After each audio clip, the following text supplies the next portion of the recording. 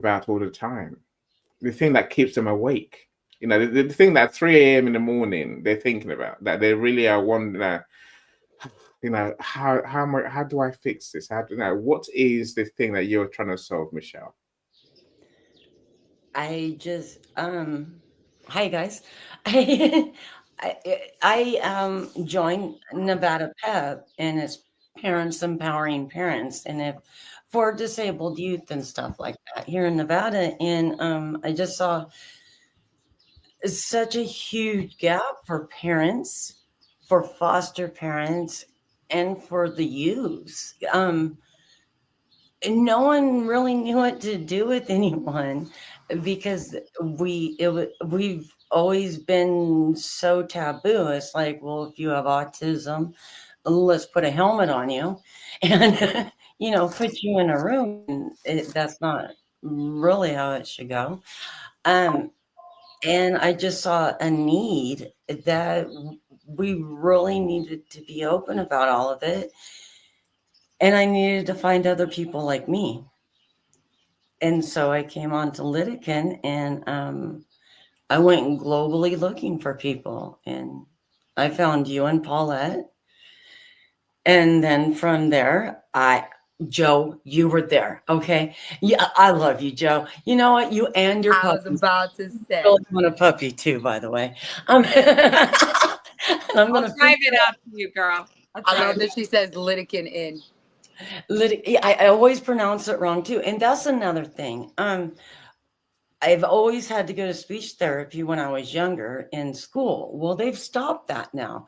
There's so many things that they stopped going, for our use in school. And then everyone was wondering why our youth are trying to get our attention and acting out. And growing up, being the way I am, the only time, and I had this beautiful, my grandma Jackie was an immigrant from Germany, and she came over here, put herself through UCLA.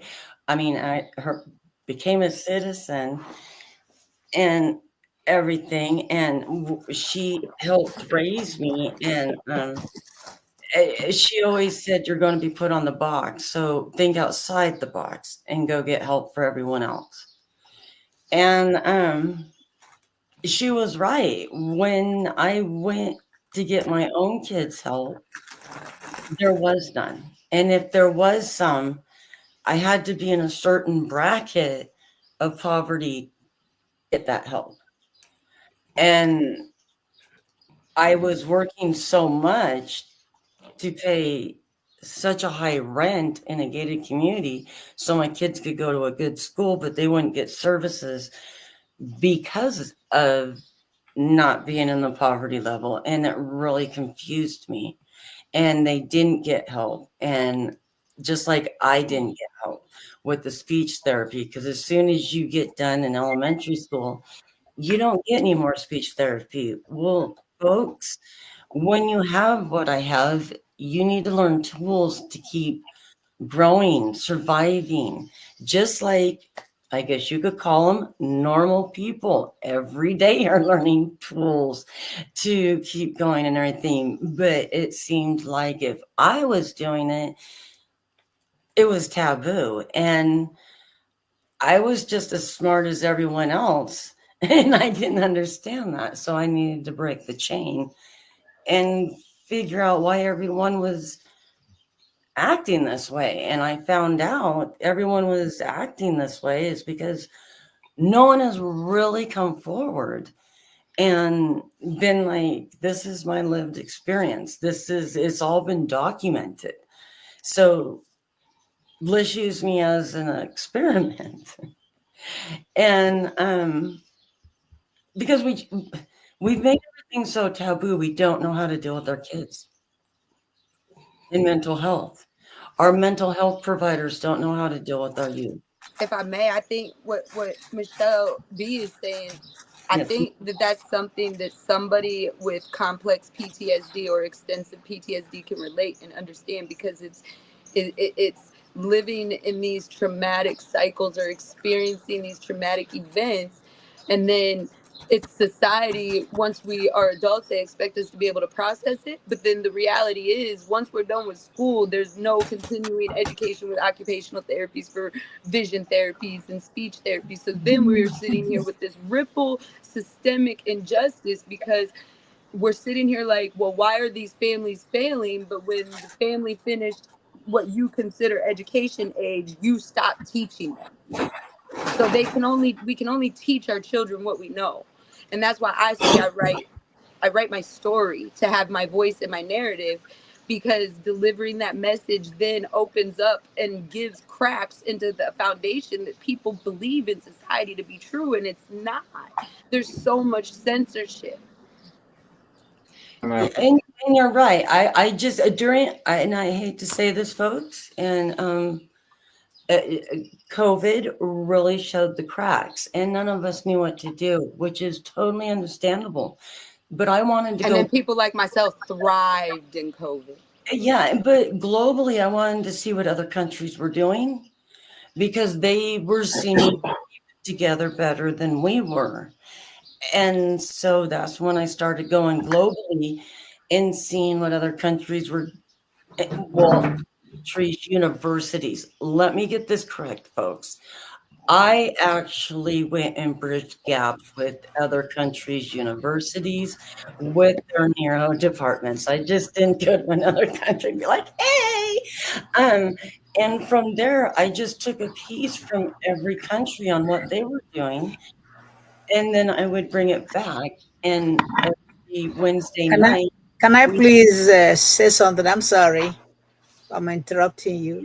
I'll talk all the time. Can you please, I'll be leaving on time. If you don't Okay, mind. all right. Michelle, I'll come back to you. Let's hear from Professor Roxana. Michelle, many great points you're making. I definitely want to come back to it, because I think there's. Michelle, I'm sorry if I'm cutting you off. It's all right. Well, good morning, If you have to everybody. go, No, if you have please. to, please share with please. us. You know, Okay, how do you know what your readers want? How do you? Yes, that's I think we digress, but let's come back. By the way, there are so many reasons why authors write. Like me, there are so many reasons why I wrote the books I have written. One of them is sharing knowledge. You want to put what you do know on paper. So one of them is I want to put what, especially for my generation. I have grandkids that are 3 years old, 4 years old. They will not understand what is going on now, especially when we went through COVID. So one of them is sharing knowledge. Another one is storytelling. There are some stories you don't tell unless you put them down on your paper. So it's one of the reasons why, especially businessmen and women, you have to use storytelling to sell whatever you are selling. So writing a book, putting them on paper, helps a lot to do your business. So that's one of them. Another one is exploring themes. You can write about complex themes, but the things you go through in life, you want to write about them, especially the book that you have today, my book that you published yesterday, uh, um, Passive Income. I said I have to write all the ways I have found out that I can read on paper, that I can see that people are using to increase their wealth. I thought I have to put them down. So some people who do not know how to find out will find it out. And also I can use it I usually talk about this in my YouTube. So I actually want to give out the novel, or well, the book. It could be for my membership. So if you join my membership, you can get a copy. Or for some reasons, it's a copy I can just give to people who are in not just in my YouTube, any other social media. Okay, so these are one of the reasons that people write a book. I wrote my book. And another one is personal expression. See, there's no other way. You may not be given a mic any day. For some reasons, I talked to Annie about being hosting a room, but it has never come to pass. So I said, okay, maybe I have to write down what I'm thinking in books, so that maybe any day I'm given a chance to host, then I can just pull them out from the books that I'm writing.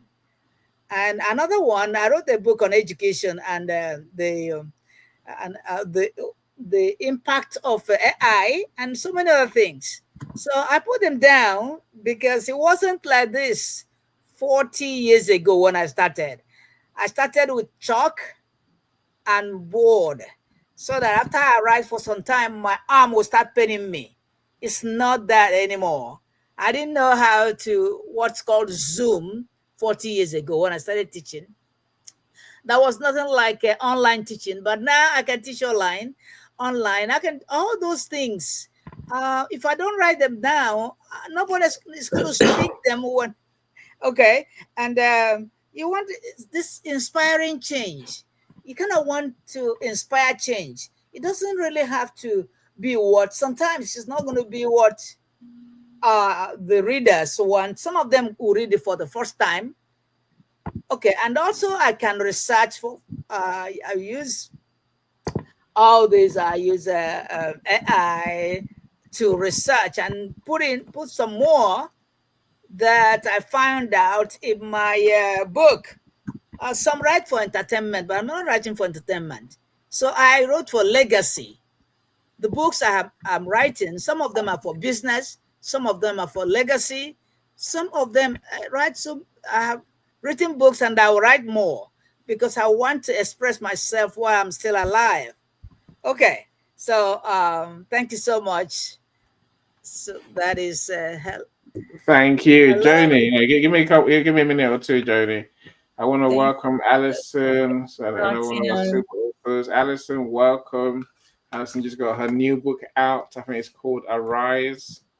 But Alison is a sustainability expert, so she tends to her earlier books. I think she's got a children's book, and then she's got books about sustainability in businesses and in the world as a whole. So that's what she writes about. Thank you for being here. So glad you're here. Professor Roxana, I think I love the point that you made at the end, which is doing the research. Because of course your books are non-fiction, so they're real to life books, right? And writing for legacy, there's many reasons authors write. I think inspiring change is an important one that we want, right? Our readers want to be educated and inspired. And of course, ultimately, we want a transformation. We want to find a solution to a problem. If you do the research, then you tend to find what people want or need, right? Where the gaps are. Now, I'll say this, my friends, which I don't know. I don't hide it. I'll tell you again. My research, my book ideas, my book solutions come from the best research there ever has been. You know what that is? Events, audio rooms, and live events is where you find out what people really are struggling with, right? In these rooms, nothing beats. I'm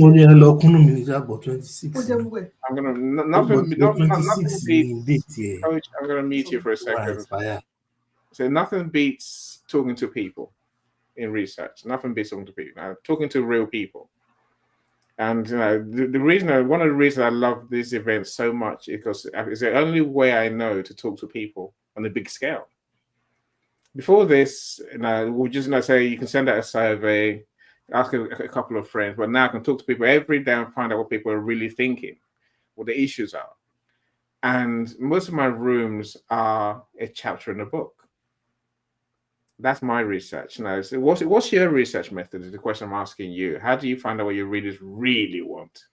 So of course I know we heard from Sandra. Sandra, she's in her readers' lives and at their heads, so she knows what they're thinking from her experience. And I think you mentioned that as well. I want to say something.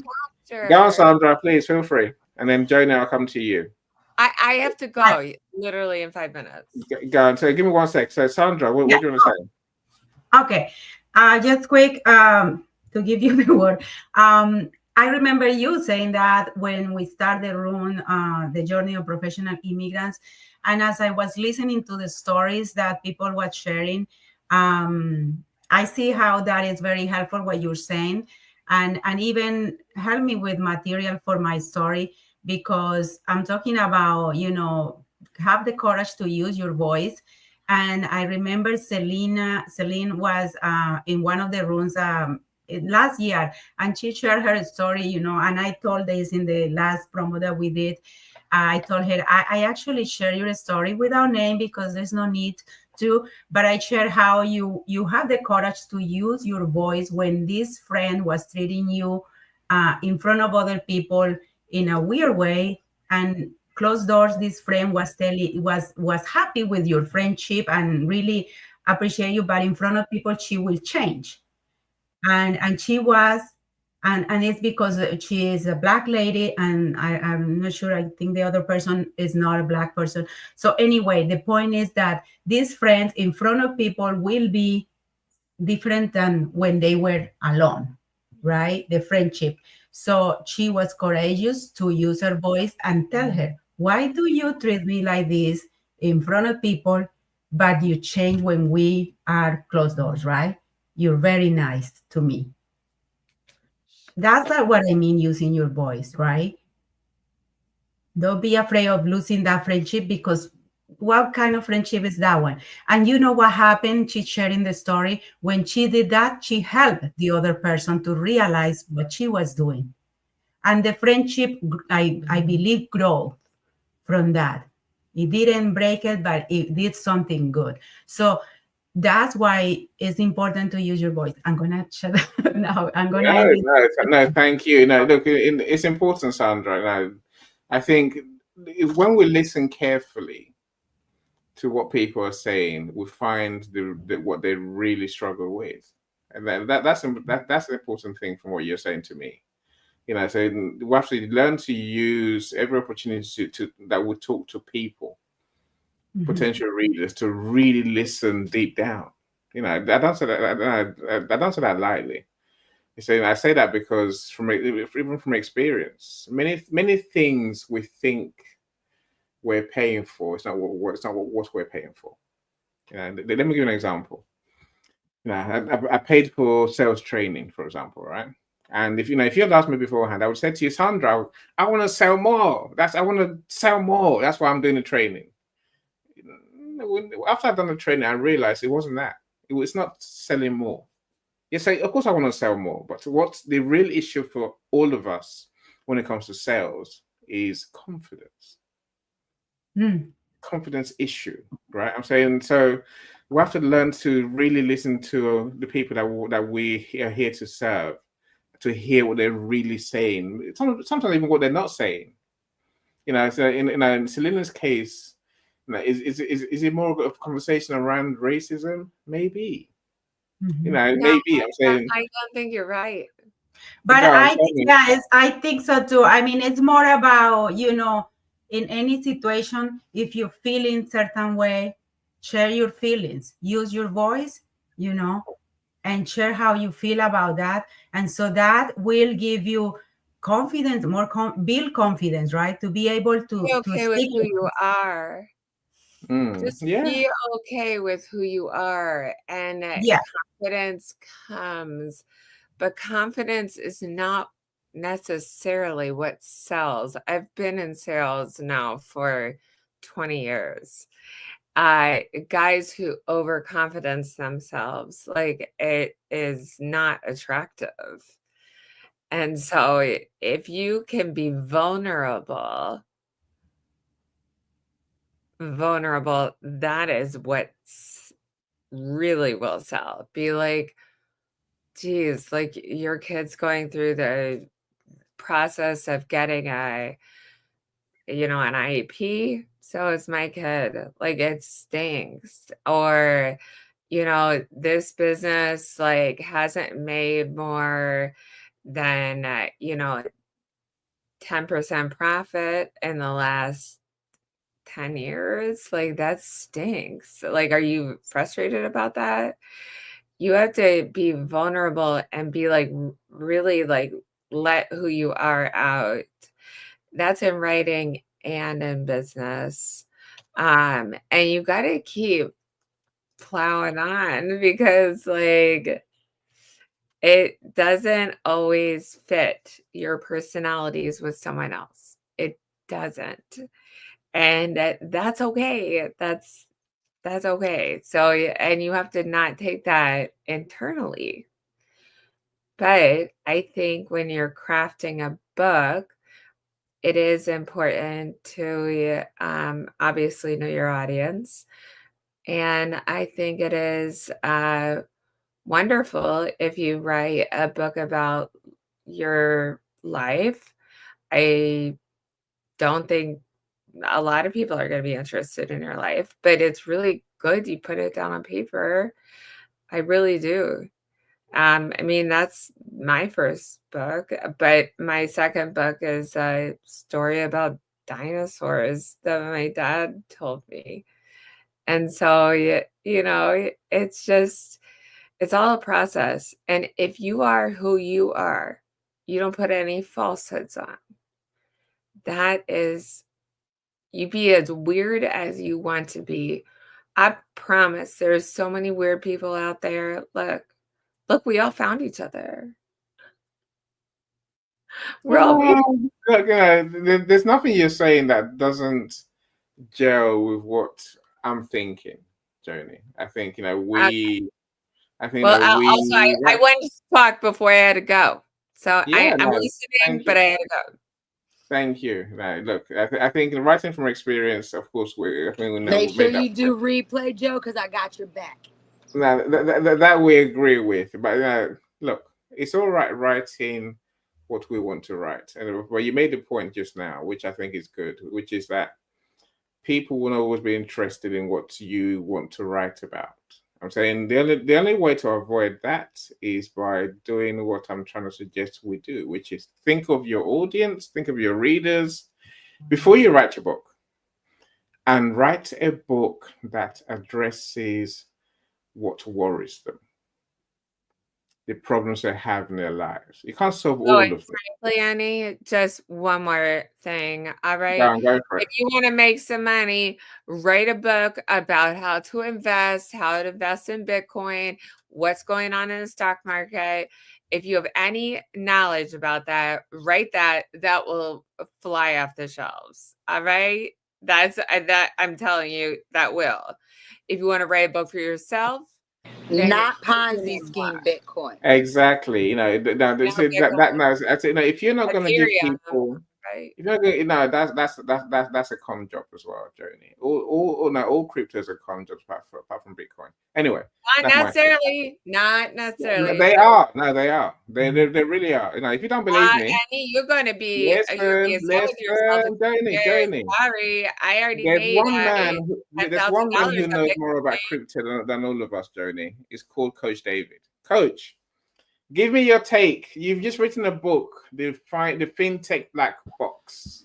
Yeah. About finances. Why have you not said in your book, go buy crypto, Coach? Yeah, I understand the fundamental economics, and I understand the internet at micro, meso, and macro levels, meaning at the small end, the middle end, and the big end. At the end of the day, crypto is an attempt of the rich of the richest, of the richest of the richest, who have understanding of technology and a little bit of economics to dupe people of their hard-earned living. Everyone who invests in crypto, Joni, you heard that, right?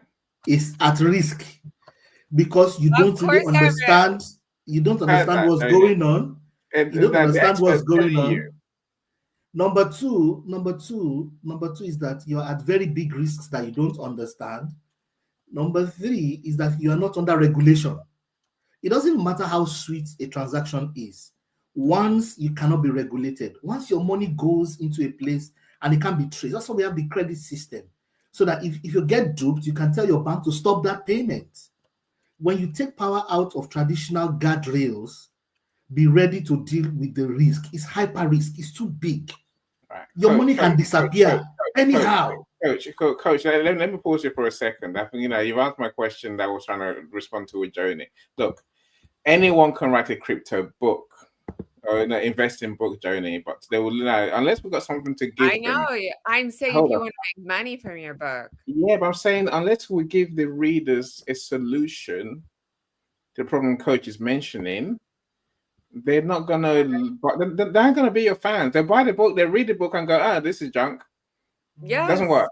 Right. Yes. Don't be that person. I'm saying if you want to write something of substance, you write from experience, you write from your heart. Exactly what we're talking about. But if you want something right now that is on the top of everyone's minds is cryptocurrency. And so that could make you money if you want money. I'm just saying that. I'm not saying I believe in all of it at all, but I'm telling you that is what's on everyone's mind. Yeah, how do I get it? I think in the crypto or AI is the other one these days that people, I'm going to write a book about AI. What do you know about AI that we don't know? Nothing. A lot. So don't write it. A lot. No. How does Google know that, like, I said, I am looking for a baby stroller for my sister. How do they know? They listening to you. It's not unfactual. So there are things that are really important that are going on in this world in technology that the world is going to change, and people want information about it. So I don't find any of it especially important to me. It's not that. I'm just saying, if we're going to talk about writing for money versus writing from passion, then there are different topics. Not really. I think, you need to combine the passion with the, impact. Writing for money, you only make money when you give value. If you don't give them a solution, you can find value. You're not going to make money. All right, let Miss Ramos. Right. Let's say that for sure. You have to give them value. Yes, right from your heart. Yes, right from the topic, people are interested in. But unless you're going to give them something that they don't know already, that they're not doing already, what's the point? Yes, you can write your book and they might buy it. You can write for what you just said and not be taken seriously. Yes. So then at what point? Because you lack credibility. So then at what point? So where do you get the validation for your self-credit? Who gives you credit? Do I need to validate and make myself credible? The question that I'll challenge you with then is, will I not be taken credible because there's not some letters after my name from some college degree piece of paper that was paid for? Does my lived experience not give credit? Josh answers your question very easily. I'm asking. No, that's not. No, I'm saying to you, that's the answer. Josh just gave us the answer. Your passion and your message will sell to your audience. So sometimes the narrative and the deliverance of your message changes, not because of what you're saying, but because you've done what you've said and it's not taken seriously. So now you got to transition and you got to take yourself serious.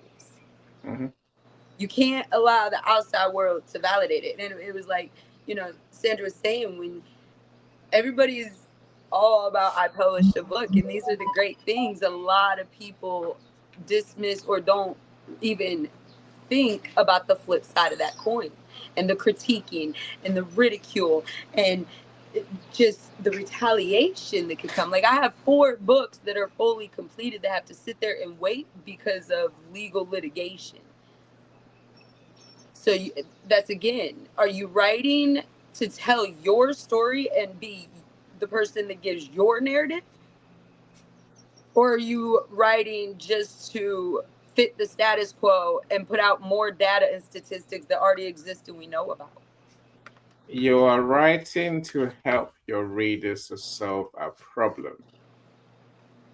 There's answers and solutions apparently that exist worldwide, and a lot of people have opinions. There's trillions of people. Which is why you have to have that thing about you that gives you credibility. Again, I feel that's subjective. That's not qualifications. No, Sandra's not working off qualifications. I don't work off mine.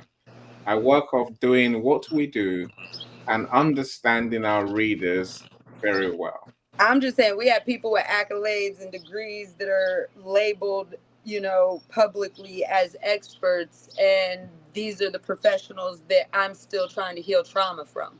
So I feel it's a very subjective. It's not subjective as you're making it look. This is not rocket science. If you want people to buy your book, give them solutions. Give them something that they want to. And Michelle, there's 8 billion people. I was gonna say that there is people for everything. Of the $14 trillion that circles the world digitally every day. Oh my god! So I know. Where's my piece of that money? Right, money. The money is not the. I had multiple thoughts in my mind, so I apologize. Yeah, no, I didn't know. Stop worrying about the money. The money is not the problem. Money is not about the money. Oh, really? Okay. Let me show you something. Let me play this for you, and then you will see that money is not the problem, right? Okay, I'm going to listen, all right, but I gotta go. So I want to know everyone on this page.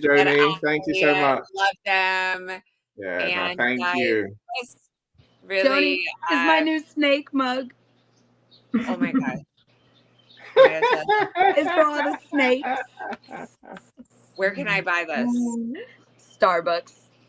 Oh my god, it's amazing. All right. What am I streaming to? Ramos and Michelle, David, everyone. Okay, sorry about that. I don't know what I've just done. I've just done something dumb, right? Ignore that. So love you all. Take care, Joni. We'll talk later. Thank you so much for joining us. I'm going to listen on LinkedIn on my drive. But we'll talk later. Let me deal with the money issue quickly, Sandra, then I'll happily hear your thoughts. Right, here Most men will tell you that they want to make money without understanding the law. The only people who make money work in the mint. The rest of us must earn money. This is what causes those who keep looking for something for nothing or a free ride to fail in life. The only way to earn money is by providing people with services or products which are needed and useful. We exchange our product or service for the other man's money. Therefore, the law is that our financial return will be in direct proportion to our service. Success is not the result of making money. Making money is the result of success. And success is in direct proportion to our service. Most people have this law backwards. They believe that you're successful if you earn a lot of money. The truth is that you can only earn money after you're successful. It's like the story of the man who sat in front of the stove and said to it, "Give me heat, and then I'll add the wood." How many men and women do you know, or do you suppose there are today, who take the same attitude toward life? There are millions. We've got to put the fuel in before we can expect heat. Likewise, we've got to be of service first before we can expect money. Don't concern yourself with the money. Be of service. Build, work, dream, create. Do this, and you'll find there's no limit to the prosperity and abundance that will come to you. Prosperity is founded upon a law of mutual exchange. Any person who contributes to prosperity must prosper in turn himself. Sometimes the return will not come from those you serve, but it must come to you from someplace for that is the law. For every action, there is an equal and opposite. I love it. Reaction. Yep. All right. I'm telling you, I don't like the transactional things. I prefer transformational collaborations. I can understand that. So look, that's fine. That's perfectly fine, right? But I said I'm on a mission to stop people saying money is evil. Money is not a bad thing. Money is a result of the value you give. Let's embrace that knowledge. If we help people, we'll get money anyway. The more people we help, the more we help them, the more they're willing to pay us. That's the transaction of money. Money is not the problem. Let's do good. Let's create genius products and services, genius books. And then the money will come. Maybe not from book sales. It might come from other things, as Sandra's doing, from public speaking, from collaborations, Michelle, from the partnerships that we'll get to form. The other new ideas we'll get to create and deliver. Yeah, I think we're focusing in just in writing the book and become, make a lot of money of that. And it's just, I agree with your message, Annie. It's about doing something that you feel in your heart that, is going to help share that. And and if that is something very aligned with you, something good that you are doing, many opportunities will come from that you don't even imagine, right? It's about just being you, doing from your heart, sharing, helping, and things will come from that. Don't worry about it. I think it's as long as you're very aligned with yourself on what you're doing, don't worry about how things are going to come, right? You need, of course, money for your living, but if you trust that, it will happen for you. You will be doing something you didn't imagine that this book will take you to do.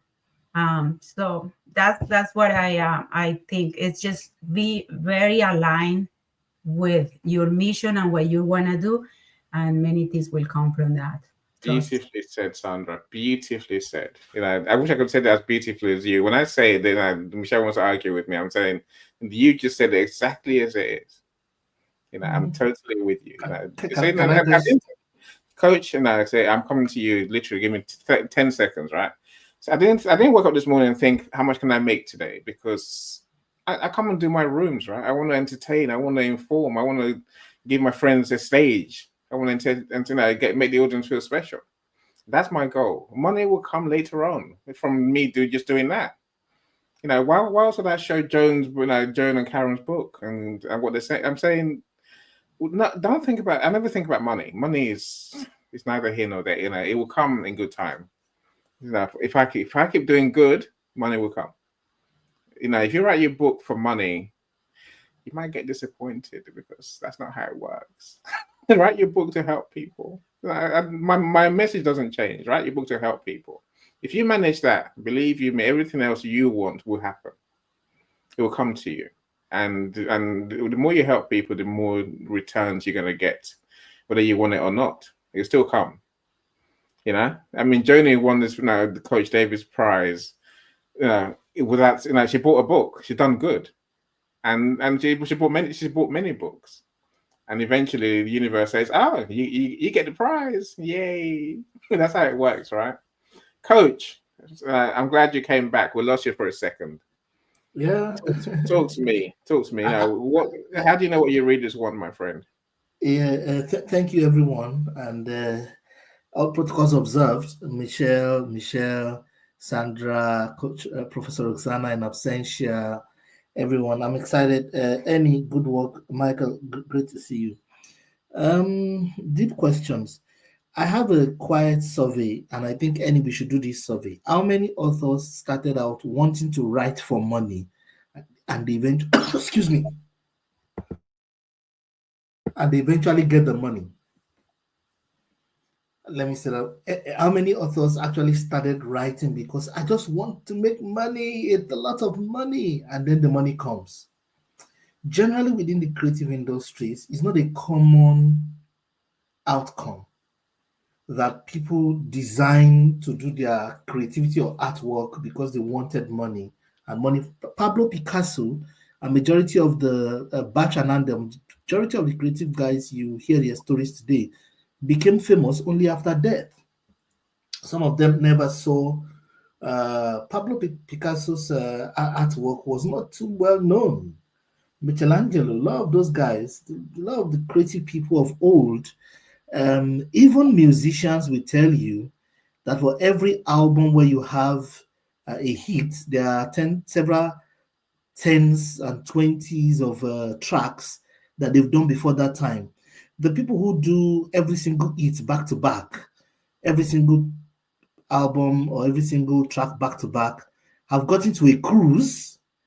In many cases, that means they started from somewhere and then they are on a cruise. They've gotten to a height and then it keeps on for a while. And the number is not much. Let's say there are 100 musicians, maybe only 2%, 3%, totally less than 20%, I can comfortably say. So it's going to be 2 out of 10 authors that will hit it that way. And I'm sorry to make it that brutal. This is what statistics and data looks like. So writing must come from a deeper place. So why do we write? One of the problems that I've been battling with, and Professor Roxana began to give me some words for it, is that words are not meanings. In fact, in deep communication, words are a liability. There are feelings, thoughts, and imaginations and emotions that you can never write down. That's the first sign that you are a deep soul. You struggle communicating some depth of thought and illumination that comes upon your mind. And that's a proof that you have something to offer. Now, articulating it becomes an assignment. For me, it took 30-something years before the author came out, but the author has always been there. I think Joanne, who said, once you have something in your mind and you write it down, you're an author already. Now, why do people write? People write to assimilate. Why do we write things down? We write not to forget. We write to assimilate. Writing is the crucible of civilization itself. Your name is your name because it was written down. Your job is your job because there's a contract written down. After 5 or 6 years in a degree course, you'll be given a document to say that you have been found worthy in character and learning. Everything is reduced to names, is reduced to writing. Why do we have Boulevard Avenue? Why do we have Charles de Gaulle? Anything at all is written. It is because of reading and writing that civilization rests upon. So it cannot be a monetary conversation. That is the root of civilization. How much do you pay for identifying a street? So we cannot really put money like that on the world of writing and reading, because the core function of civilization by which you transfer insight, you transfer understanding, you transfer socialization. That's how you become an engineer, a doctor. That's how you become great, like Eni, who is a PR publishing expert and now is the godfather of LinkedIn. You come on LinkedIn and you write. It's all about writing and reading. This is a writing and reading world. How much did you pay this money for being able to read that my name is Coach David? So we cannot put money. If any author is like that, that's a proof that your soul does not have the configuration of a writer. The configuration of the heart of a writer, there's an internal configuration. And everybody speaking, I can feel that energy. That internal place where you write from is a place that is far stronger than anything. The other thing I like to say is that money typically comes when you understand your world and your audience, and it's a system and a 360-degree move. There are pain points. I think it was the wise King Solomon who said, to the writing of books there shall be no end. How your book will become money is varied. It may just be one person who will read your material and say, come speak for me, and that's your big break. I mean, somebody went on the Oprah show for 1 hour and he sold 500,000 copies of his book. By the time he was coming down from the stage, the publisher was ringing his phone and said, where are you? What are you doing? He said, I'm on the Oprah show. No wonder that he's having a difficult time printing the orders. All the ordering platforms all over the world are screaming for him. He appeared on Oprah's show for only about less than an hour. That was the end of all his toil, one book. And somebody somewhere will just read your material and then give you a ring or a call. A conference will call you. So the book in itself, of course, there's best-selling authorship, which through Annie's help here, I was able to get. And anyone here, you should actually contract him to publish, to write your book and everything like that. He's a godfather at it. He does it very well. Although he's not paid me for this free ad, I'll still collect that from him later on. But seriously, there is the entire mechanism around how you weave your book into the fabric of society. If you don't do that first assignment of listening to the pain point, then you have a hard time selling it. In fact, the idea of selling a book can be repugnant because reading is not exactly very easy for everybody. People enjoy what they read and they read what they enjoy. So if you write something that does not resonate with me, life is very short, you know.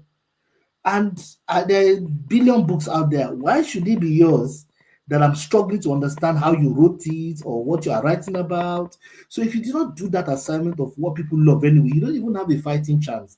The authorship will die right there. If you go after money for the brass tacks of it, you're going to fall flat. And the authorship in your soul, you're probably going to do 1, 2, 3 books and that'll be the end of it. For people who write like Professor Roxana, Michelle and Michelle here, Sandra, Michael, for people who have these things within them, you're first of all, Paulette, you're first of all a being of books, and then it begins to find you.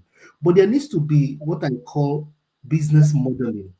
I think many authors just write like creative people do, and they don't business model the book. There's a way to engineer the book and put a business model and, by the way, sell the value. Now, I use the word sell the value because people may not know that your book is that valuable. People are busy, life is going on. So you need to craft a model and a way, and it can be pure retail. Get 100 people to talk about your book to 100 people, or you start talking to people about your book and what you've done and have a post journey around it. There's a whole lot of 360 marketing, communications, energy, and all of that needs to go into your book. You need to do that work for yourself because you've written something you want people to know. For me, why did I write? There's a lot I have researched, a lot that I've done, so many things, and I see pain, and the result is right there with you. Many people have results within them, many people have results within their grasp, and yet they are struggling for it. These are the reasons that made me to put pen to paper, apart from the fact that I've had all this understanding for a while. So that's my take on it. Interesting work we're all doing, and I'm excited. I yield the mic now, and I hope I've not spoken for too long. Thanks. No, thank you. You know, people enjoy what they read, and they read what they enjoy. I love that.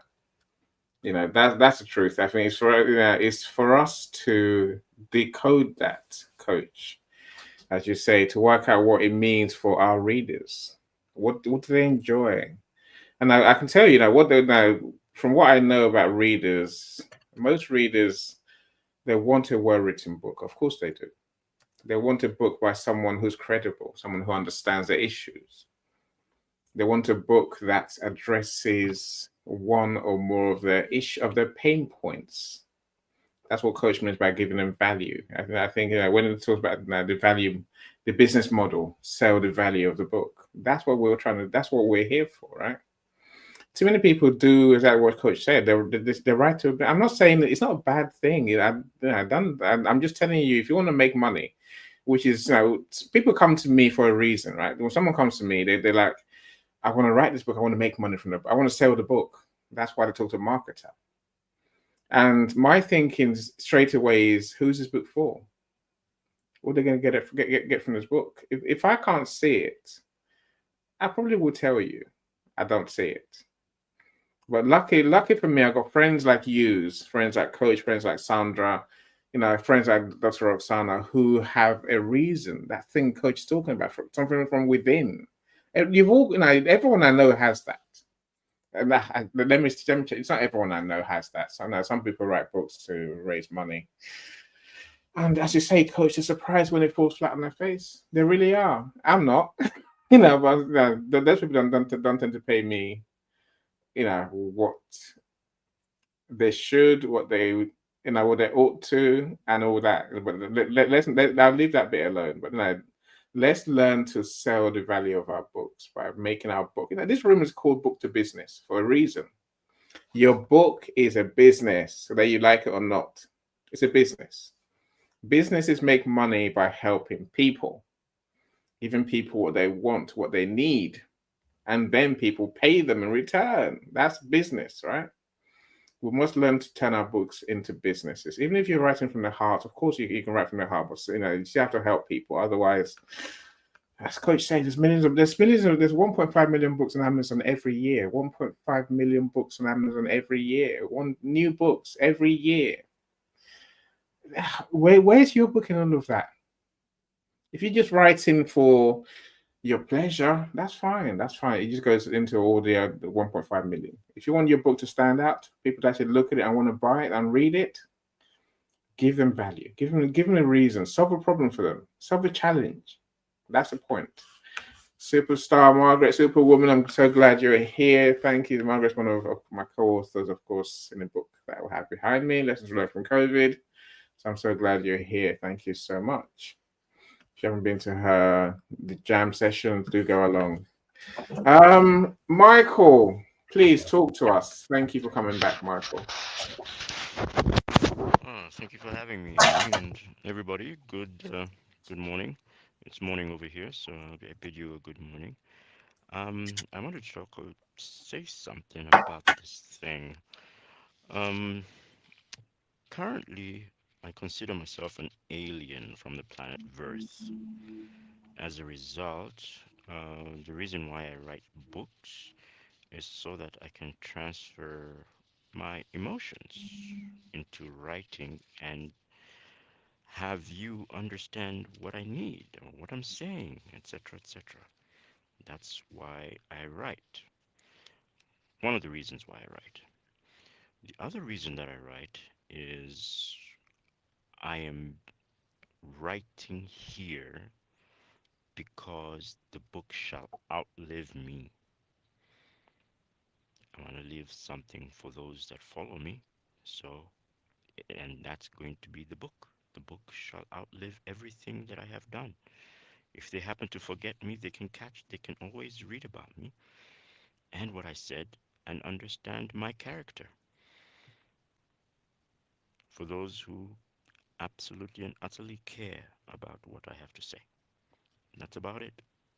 No, again, I think that's fair enough. Again, when you say convey your emotions and legacy, I guess what crossed my mind was, where are the readers' benefits in these two things? That's the question I would pose to you, Michael. If you're a human, you want to understand what other humans are feeling and what other humans are going through. If you put that in a book, then you can meticulously express exactly what you're going through if you can't do it emotionally or properly or transfer it emotionally, even from one generation to the next generation. There's always a gap. So putting it in a book. There's a noise. The noise was with you, Michael. So I just muted Sandra. Yeah, now Michael, look, I think I accept your point on that in that sense.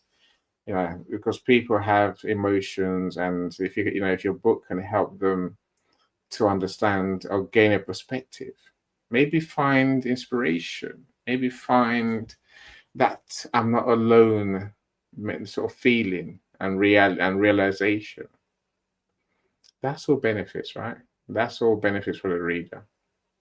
Yeah, it also flows with the old African, what do you call it? There's an African proverb. If you want to go fast, go alone, by yourself. If you want to go far, go together. In order for you to go far, I invite you through the book. That way we can learn together. If I'm alone, if I want to go fast, I don't need to write a book. I'll just go. It's true. It's true. Sandra, did you put your hand up? I'm not sure whether you put your hand up. Yeah, sorry, I had to focus on something else, but I hear Michael talking about emotions, right? That if you want to help, you have to manage your emotions. And I can talk about that from two points of view, right? You want to connect with the people that you trying to help by being human, right? Is the best way to connect with people, being vulnerable, and it does require emotions to be able to share. And of course, you have to manage that so you can share what you are sharing, whether it's on a stage. You probably have practiced a lot the talk that you want to give, and will get emotional at some point when you're sharing it, but you have practiced to try to manage those emotions in that moment. And in sharing your story in a book, you have go through the whole work within yourself, right? To share an honest experience from totally honest point of view. Sometimes you have to admit where you made the mistakes in your story so that people can learn from that. So I don't know if that was exactly what Mike was the meaning of what he was sharing. Yeah, no, I think having. But I think it's important to be real and to use your emotions. Otherwise, how are you gonna connect with people? Yeah, and I think emotions is how feeling, how we make people feel is how we connect. I agree with that.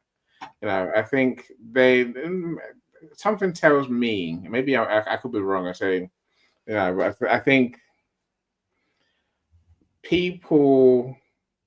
readers want to see how we overcome. So I'm not sure I want to read a book of someone who is in emotional turmoil and stays there. It's my point, Sandra. I think people want to see the full cycle. They want to see, yes, here's how I got into the mire. Here's how I got stuck, so to speak, right? Just for me, and here's how I came out of it. That is what people want to read because it takes them full circle, right? The problem, yeah, definitely. And transformation for themselves, right? Now let's be very clear. People want something that they want to be better for reading your book. And some people are just mired in tragedy, in misery. And no, I don't think anyone wants to read that book. Maybe some people do. Maybe say that. Like you said, Sandra, there's 8 billion people in the world. And people will read now. There's readers for everything. There's people for everything, right? But I think for us, it's easier, more constructive, more in line with that concept that Coach spoke about. Writing to give value. When we work through the full cycle.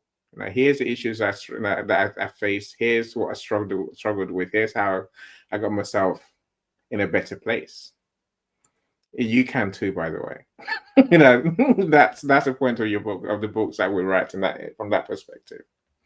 So Michael, I think the legacy issue brings many questions to my little mind.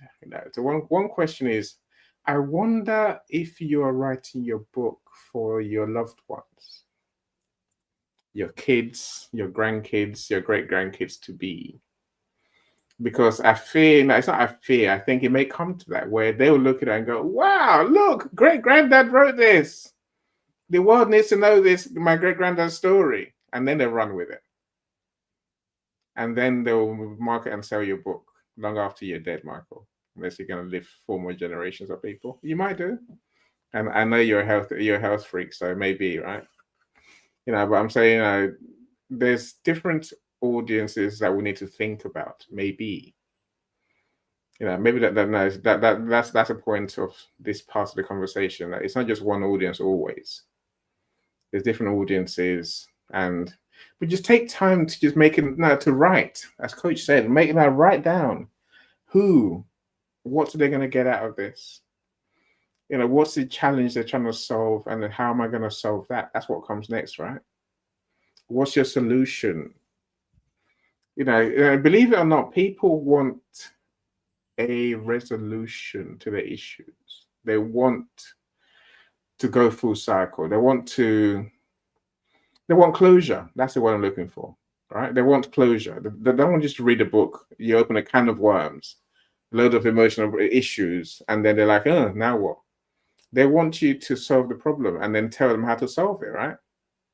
Even if you're writing a fantasy book, people want to buy into your characters. They want to buy into your narrative. Some people, believe you me, their only friends in the world are the characters in your book. So they want to love them. They want to, people want to love Harry Potter for, I don't know why, I can't stand the damn thing I'm saying, but people want to love the characters. They look forward to their adventures, their experiences, their situations, their issues, right? And then they want to know that they're winners at the end. This is why I don't watch films, right? Because the formula is so simple and it never changes. Because people want the hero to win. I'm like, if the hero is going to win, why am I watching this rubbish? Because the hero is going to win, right? All that dangling from a million feet up with one arm on a bar. I'm saying, is it dramatic if you make it so, right? Okay. But deep down, the viewers want James Bond to always win, which is ridiculous. That's why James Bond never dies, right? I'm saying your book is the same. They want your characters to win. They want to see themselves in your characters. They want a book that's well written. I can't say that enough. They want a book that's concise. That addresses the points well. That the one that show you as the credible author, the one who knows about this issue. Why should I listen to you? I want to say something. Are you dying? Yeah, of course you can, Michelle. Then I'm going to go to Michelle B because I wanted to finish up with what she was saying. Go on, Michelle. I think that for myself, the type of books that you was just describing, that Harry Potter and stuff, right? Those are fantasy. And I think that a lot of people read those because they want to escape reality. And then when you get the authors that write the reality, they can't accept the truth. And then it all boils down to my own self perspective. I'm not speaking for nobody but myself, that it kind of is a full cycle of everything comes down to a self journey, and people need to accept that there's no destination. You're going to forever be honest. So stop quitting and don't quit. Just stop quitting and restarting. Just keep going, because ultimately everything comes back down to self. So are you writing your book for self-value, for financial, it's on you. But don't criticize when we're not writing your fantasy and we're writing the reality and you can't digest our words. I can see where you're coming from. I guess we can never criticize the readers, the customers, because they're not going to criticize you. They're just not going to buy the book, which is fine. And I'm saying that's fine, right? Right. Like, I'm not saying criticize readers. I'm just saying you can't criticize the authors. Yeah. Look, they just won't buy the book. That's what happens. It's a choice. We all have a choice. If they don't like it, then they won't buy the book. And look, and to address your first point, yes, some stories never end. Of course, they never end. That's how we have sequels.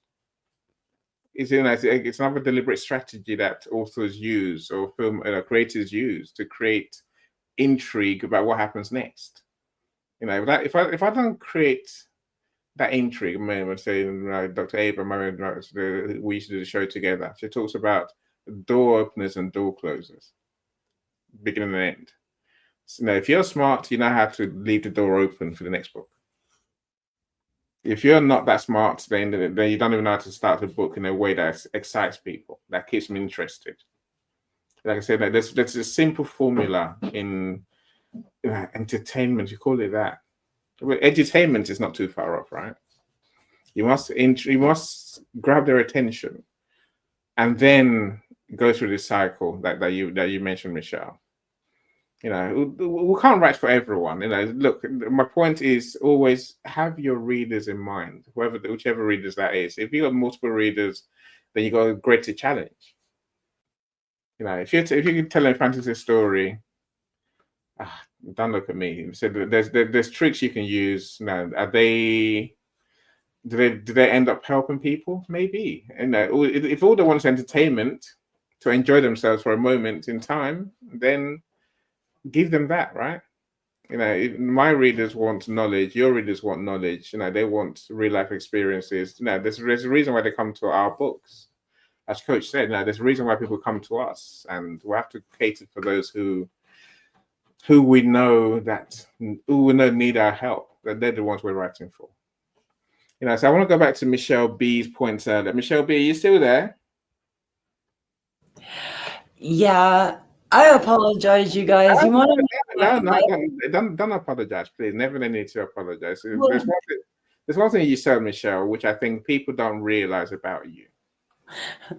There's many things people don't realize about you, of course. The thing that I think is most important in what you shared earlier is no one knows, or people don't know the amount of research you do across the world. I do. See, Michelle B, she makes friends in governments across countries. She makes friends with professionals across country, across continents. That's her thing.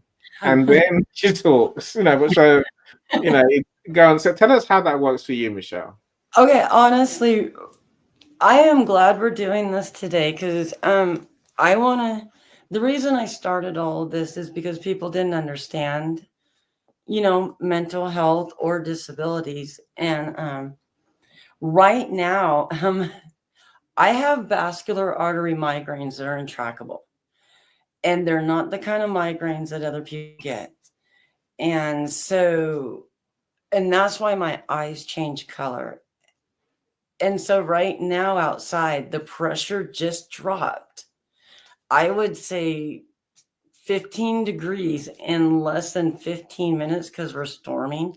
And automatically right now, I can't see you guys. And that's why you see me fidgeting. I see you guys talking, but everything's going. I don't know about others, Michelle, but you're not even on screen. Okay, cool. You guys can't see me, so that's even better. Because this is when my tics will start getting in, because I start feeling uncomfortable because I honestly can't see the way other people do. And then also at that point, since I do have a couple TBIs, when these migraines do kick in which you can't take pain pills or anything for these migraines, folks. They're not those kind of migraines. You can't do that. I get really like brain fog, and then the tinnitus goes way up. And that's why I've been lowering the volume, getting up and having to move around a lot, because lights and sounds will actually drop me to my knees. And actually, that's the way it is for a lot of youth. And there wasn't much on my condition except my own doctor's wife is just like me, because this is a very rare migraine to have. And you always have it. You are actually born with this. And mine came out and did it to me when I was 11 years old. And so when these happen, your tinnitus and your vertigo goes up. So you automatically feel like you're on a boat, but not just any boat. You're like Captain Hook or something, trying to walk that plank with their hands tied while everything's going back and forth. You're trying not to throw up, and you're trying to catch your balance. And it's very, very hard. And it's honestly why a lot of people commit suicide. I had to figure out a way to make that not happen anymore.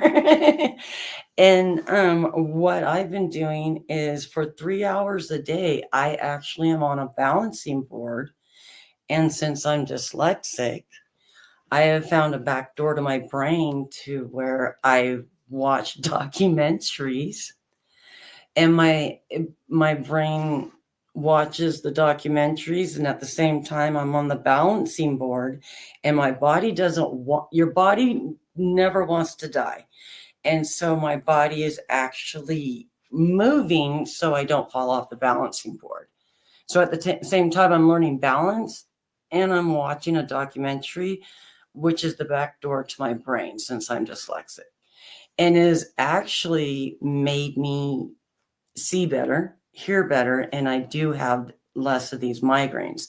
Will I ever be able to drive again? No, I wouldn't want to. There's too many people out there on the road nowadays. But I am having one right now. And it's hard when people aren't, I guess you could say, aren't educated on it. And it's not only aren't people educated on it, we haven't updated any of our own education to what we have found out over, 10, 12 years. When you still go to college or you go to school, you still get the same history books, the same mental health wise and everything, when we have found out differently. And so I think that is my whole reason for writing, is to put out there what I found from every other college and university in every country. I started right here in America at Johns Hopkins.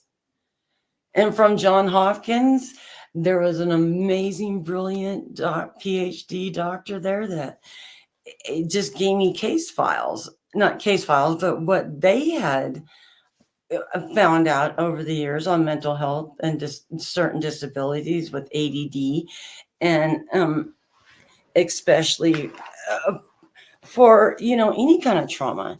And then from there, I went to Hong Kong to their university, and I started looking around and finding out things. And when I went to Hong Kong, the professor actually from Johns Hopkins backed me on everything, saying she just wants to know, because I'm not a doctor. I don't hold,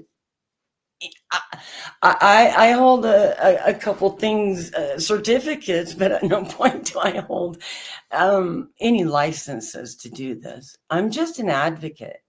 But other universities in other countries are just like, oh, wow, this is fascinating. She actually has her whole life documented. And so I would hand my whole life over to this university, to these professors in neuro research. And they were just like, wow, okay, that makes sense. Well, we know this country that's looking into something. From there, I went to Australia. And so then I had Americans, Johns Hopkins backing me.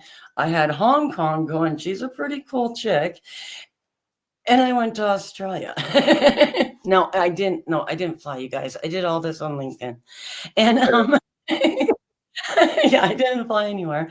But I did this over a course of 3.5 years. At no point was this I've done this for 6 months or anything. It's been a good 3 to 4 years I've been doing this, and I kind of started connecting every university in every country's neuro department, and in America, every university in their neuro department. And I'm kind of like, this is what I found out, you guys. It's brilliant. It is. I'm hoping that. I think Michael will be definitely interested in reading your book because he loves his balance board too. I know that much, right? Then other people here will now understand where you're coming from and why your book is different to others. I want to add that what she highlighted is the approach I take as well, is the global research, the global inclusion, the global education aspect of it, because it's a blessing, it's a universal alignment, it's God's grace, whatever anybody wants to call it. Michelle B and me aligning that is like a bigger, more divine plan outside of us, because the reality that we live in the States is that the knowledge we seek usually gets discredited because of the lack of formal education, but our lived experience, we have learned in other countries, they seek it. They do, and that's what really impressed me, is what other countries took their disabled people and didn't see them and their mental health as a disability. They saw it as a superpower, as these folks bring value to our lives. And I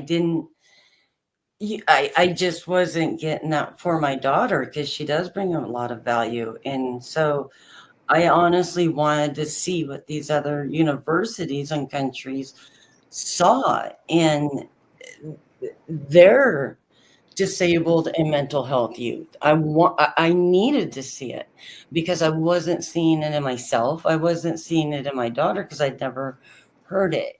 And so when I went over to these other countries, to their universities, they let me do summits with them, honestly. And I did summits for 3.5 years with every country, just to see how they express how they do it. And it was beautiful. And from there, I felt good about myself, and I came back here.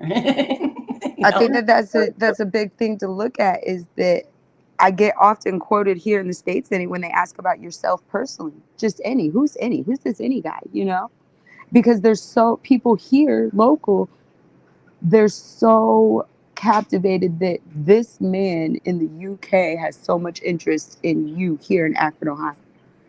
And what a lot of people, I'm quoted very often saying, I have more global support than any local support through the last 2 years of my journey. And that is one thing here in the States that don't raise statistics and like what we're doing, that we're trying. It shouldn't be this way. And I do feel, unfortunately, here we have, unfortunately, over the years, tied our hands behind our back because we all want the same thing. Everyone just wants it in different wording. And that actually does tie your hands behind your back. And so instead of lobbying, I wanted to advocate, and I learned how to advocate instead of lobbying. And that's where I went out into the world, and I was advocate and say, I want to know I want to feel what your country is feeling with your disabled. I want to know how you do it. And they were very nice, and they let me. So it's not like I moved away to a different country and you want everyone. I did it right here at home. And and other countries are very nice if you're interested in what their universities are. When they're neuro professors, they were very excited that I wanted to do it. And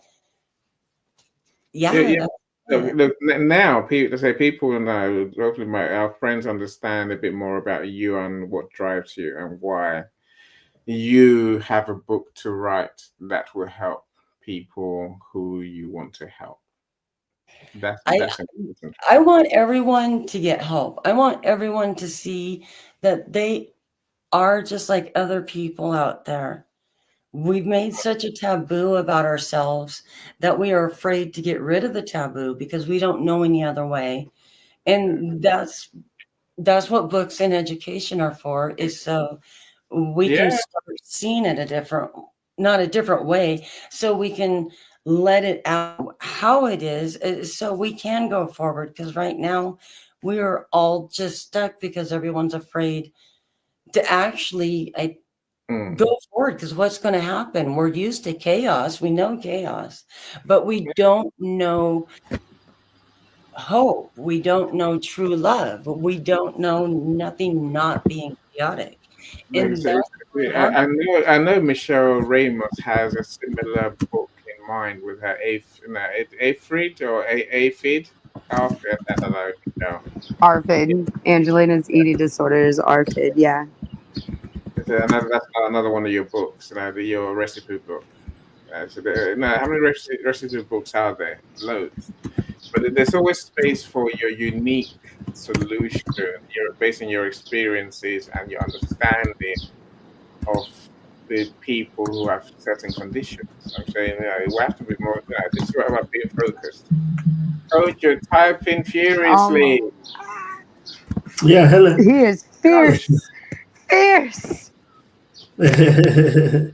Yeah, I just have a few. I just have a few things. Michelle B. You just made my world this afternoon. Super way of putting it.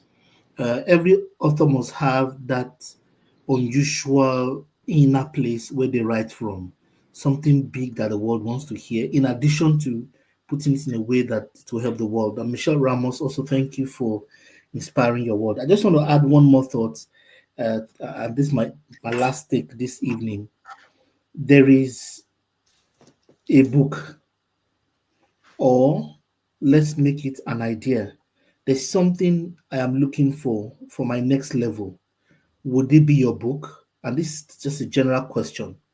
If I'm looking for hope despite hard circumstances, despite debilitating conditions that I was not born with, that I was not responsible for, probably I was born with it, like Michelle, then reading your book and your material and how to get that hope or the audacity to become great despite that disadvantage is the material to connect to.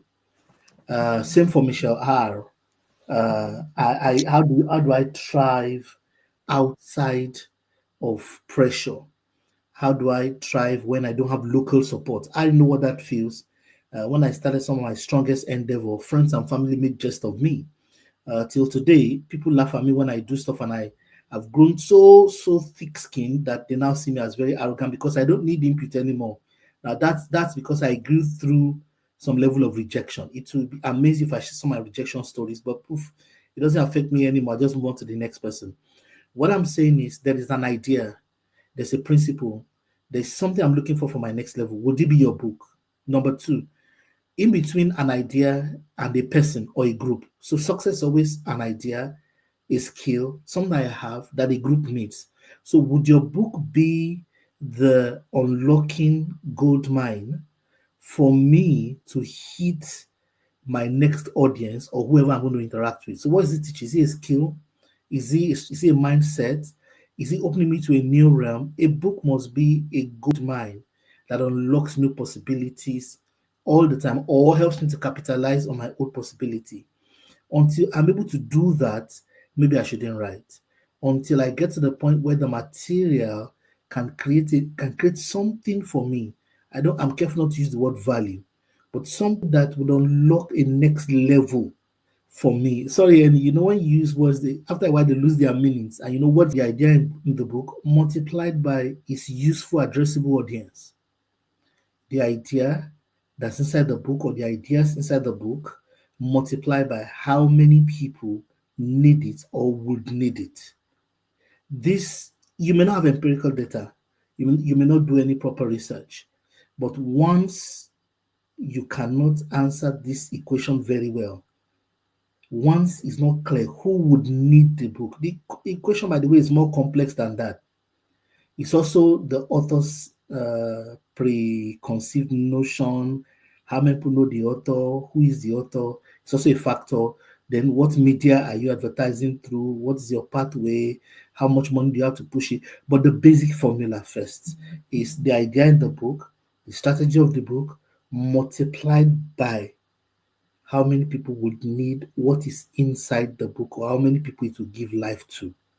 This formula must be answered by every author, informally or formally, whichever way. But thanks, interesting story so far. I'm still here. Thanks so much. Yeah, no, I think look, I love your formulas. So the reason I think I see things that fit into your formula. The book that comes to mind straight away when you give your formula, Coach, is Think and Grow Rich. That book was written and published in 19 Early 1900s, early 1910, 1914, I think, something like that, right?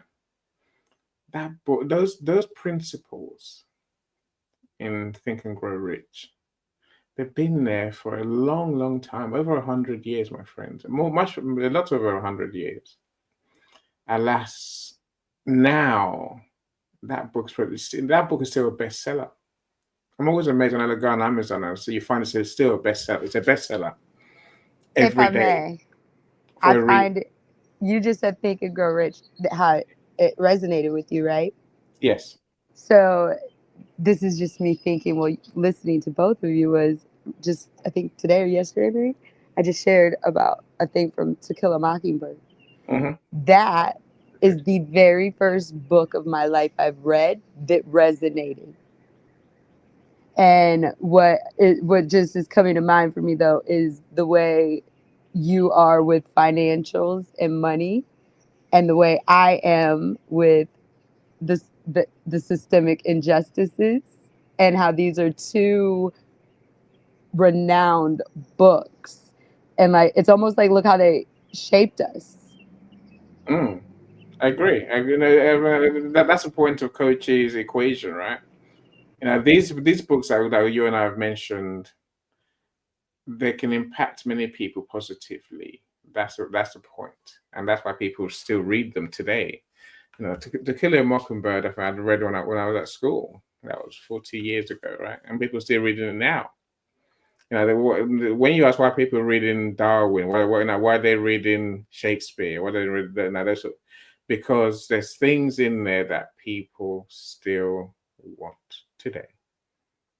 That's does your book hold such value? Sorry, Coach, there's no other word I can use. Does your book hold such information, such gems that's going to transform people's lives, give them a hope, give them inspiration, give them solutions?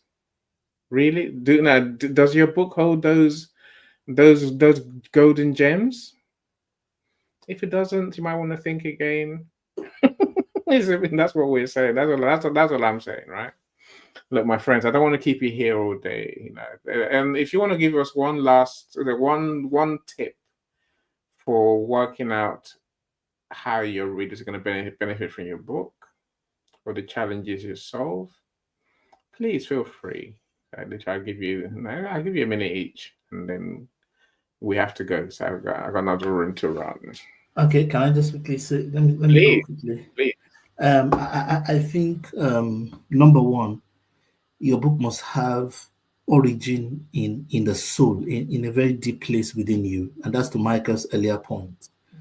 Number two, it must translate the society. People must have the moment in their lives that the book fulfills. What is the moment in the life of the reader or the consumer of your book? And the other thing is that beyond the book must become a product or a group of products and or services that, because you've written out the book now, you need to you need to do the, what do we call it now? Oh, there's a word in consulting. The word just fell out of my mind. There's a value chain. There's a 360-degree touch point. There are seminars, events, online rooms, consulting, advocacy, branding, drama. You can actually develop movie plays and scripts. The other one is education. There's academia. There are, at first glance, no less than 12 value pipes. And you must engineer this from one book or one idea. There's even a whole body of knowledge that says if you have 10 books to write in your mind, start from the one with the biggest value pipe. When you start from the one with the biggest value pipe, you probably will have money to continue or motivation to continue to write. So not just writing a book. So those are all the, if non-fiction can make money, if non-fiction, just because James Bond was fiction, I beg your pardon. James Bond was fiction. If total fiction is making box office, Jack Reacher, Jeffrey Archer. All those authors were just writing stories, and they actually made a lot of money by going to the cinema. If they can be that useful. So every author must think through the, like I was listening to Michelle B and Michelle R, and I can see the series.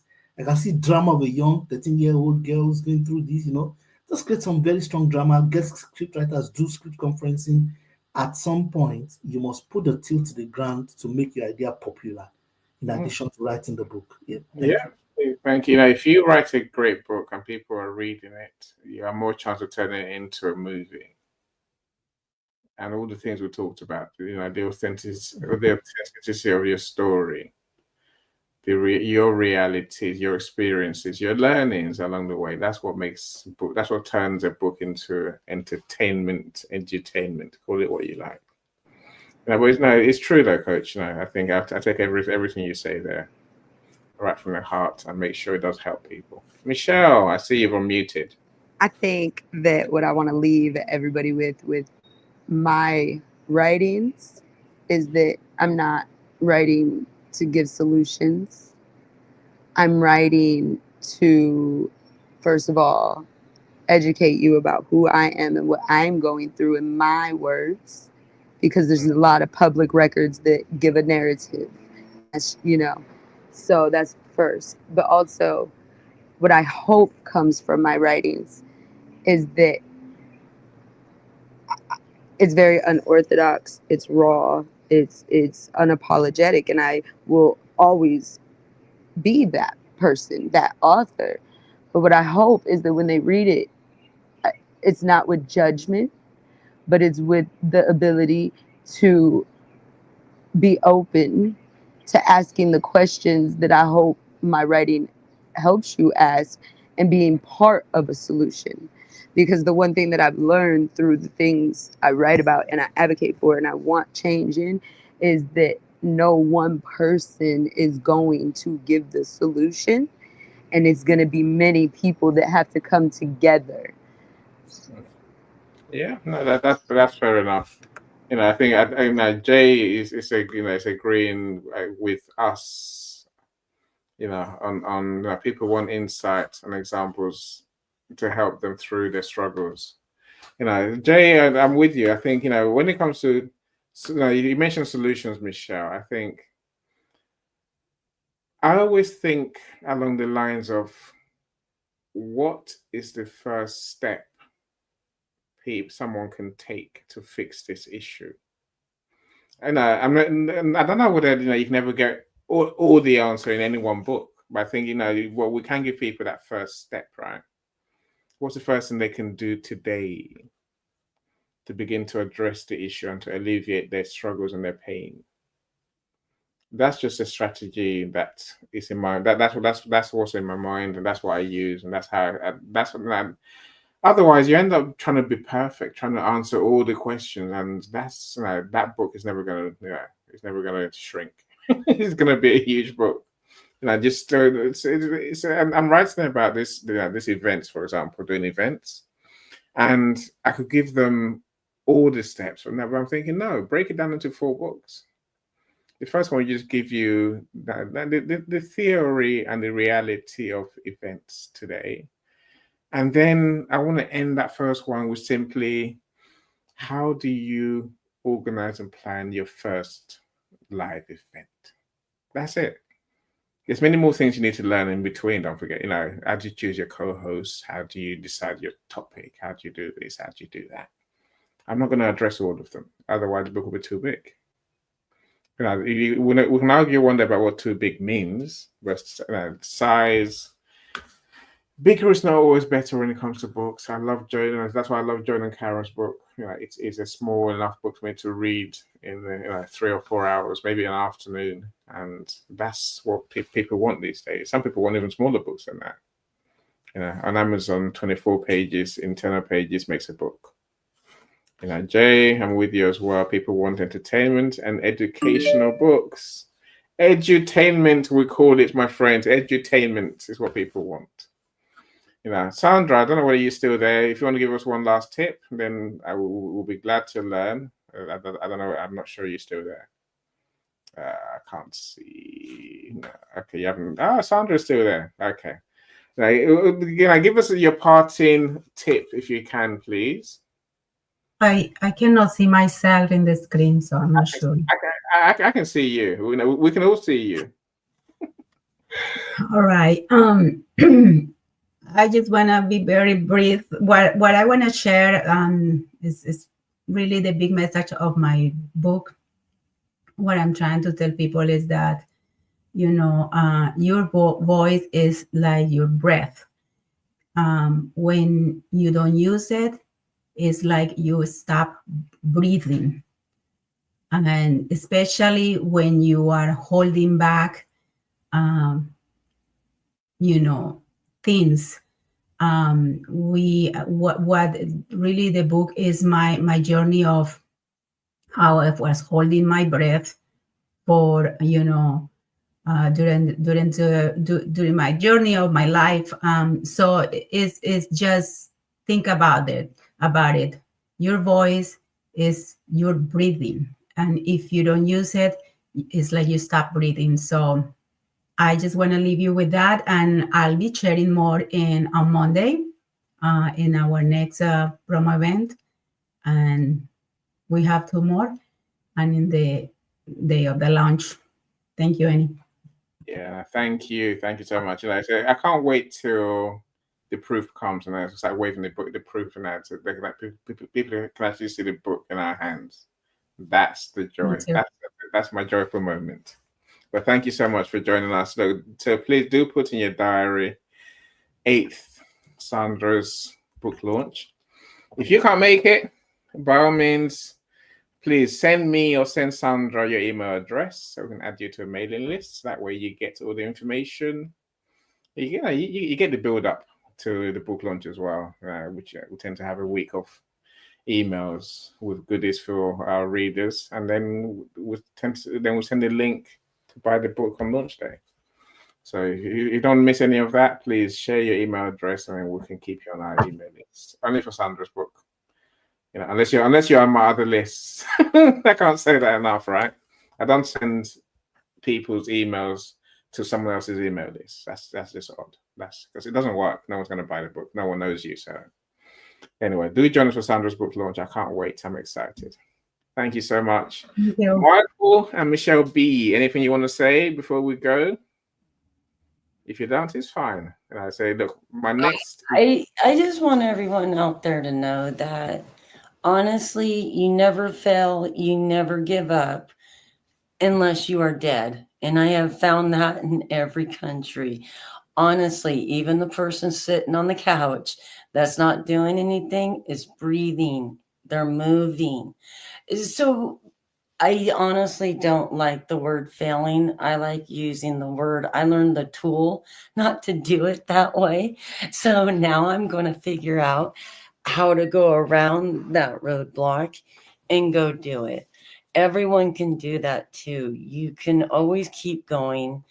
Even if you think you failed, you haven't, because you're breathing. The day you fail or stop doing anything is the day that you're honestly not breathing and you're dead. Because even the person sitting on the couch that's not doing anything is actually either pushing a button that's doing something to change the remote on the TV. So we need to get out of our minds that we're failures, because we're not. You can keep going and do whatever you want, no matter how old you are, until you die. And so live the adventure. Go have fun. Ride that wave of life.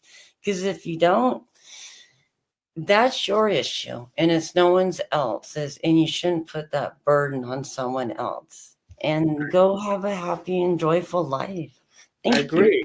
And write your book. As Sandra's saying, no, don't keep your voice. Don't let your voice or your thoughts or your realities, your experiences choke you to death. Literally, get out there and write the book. Tell the world. I want to publish that book, by the way.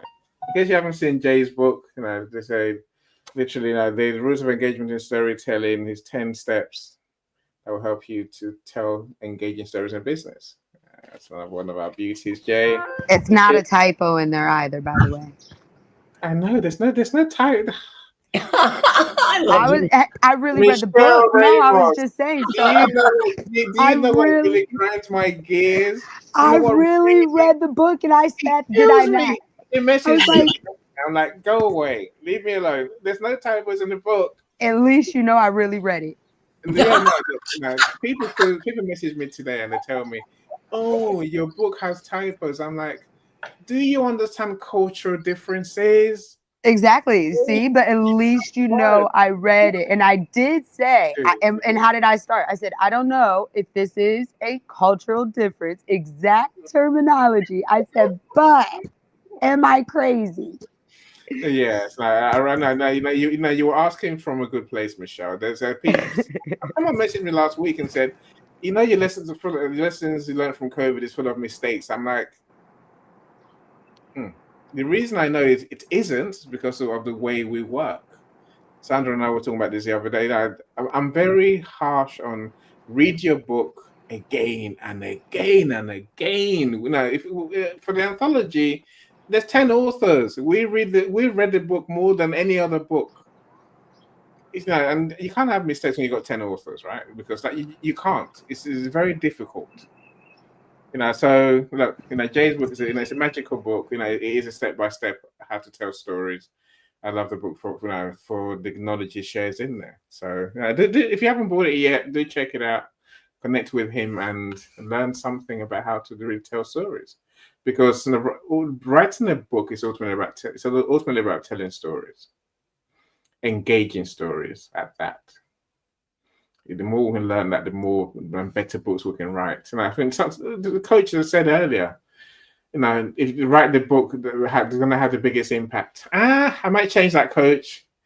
If it's your first book, write a few junk books. Write a few junk books that are just written for the sake of it. That's my advice to anyone. If you have an idea, write about it, because what you're going to do is learn how to write properly. By the time you get to book number 10, you'll be a good writer, trust me. And that's when you want to give it your best work. And that's when you're going to really delight your readers. So that's take it from me or leave it, it's fine. But that's my truth, right? Look, my next topic in 2 weeks' time is this. I want to know, what do you want your readers to understand from reading your book? What do you want them to discover? How do you frame that thing that you want them to understand and be able to do as a result of reading your book? If that excites you, my friends, do join me again in 2 weeks' time for Book to Business. I will respond to the comments that are there. Please go through the comments yourself and connect. See who's commented and connect with our audience, connect with our speakers, connect with everyone who's here. So let's make some friends, my friends. That's what we're here for. I can't thank Joan and Karen enough. They are my heroes for the next few weeks. Until someone else sends me goodies. Hint, hint, hint. It's a hint. Anyone send any goodies? Was that subtle? Any needs goodies. Any's a I always get goodies. I get goodies all the time. When you do what I do, when you're a publisher, you tend to get people sending you their books, which is it's a lovely thing. I've got many. What was that? 4 packages to open, and I have to do it on video. So until I make a day to record those videos, the Christmas time for Annie. Christmas time for Annie. My friends, you enjoy your day. Thank you so much, my speakers. Thank you so much. I can't thank you enough. Sandra, Coach, the Michelle R, Michelle B, Michael, Professor Roxana, Joni. Thank you all for spending your time with us. And we'll see you again, hopefully, in a couple of weeks. Take care, everyone. Take care, everyone. Take care, everyone. She's success